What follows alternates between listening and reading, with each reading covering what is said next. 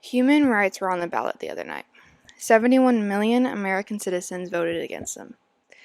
Throughout the night, I, among millions of others, watched our rights, our human rights, get taken from us in one night.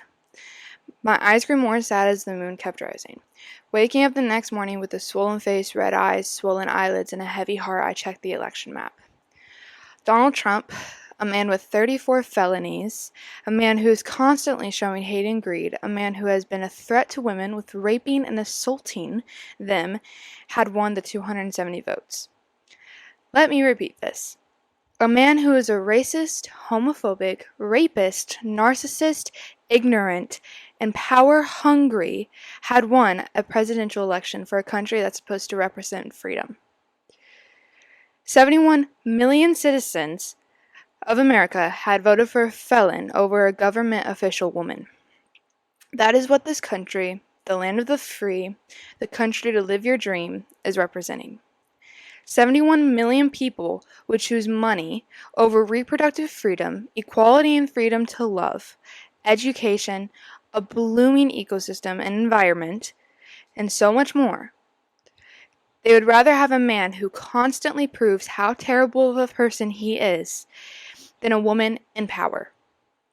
How much longer do women, the LGBTQ plus community, minorities, lower classes, diverse religions, and more have to scream and fight to be heard? And one night, I, as a woman with a reproductive system and as someone who loves anyone, regardless of their gender, had to watch as my freedom, my rights, and my bodily anatomy get taken away by a man who doesn't even know I exist. As a sexual assault survivor myself, done by the hands of my own biological father,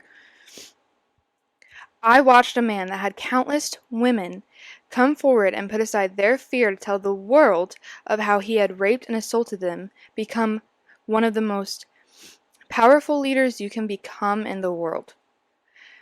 As I scroll my social media, it is filled with people of all races, backgrounds, genders, sexual orientations, religions, who all feel the same emotions I do.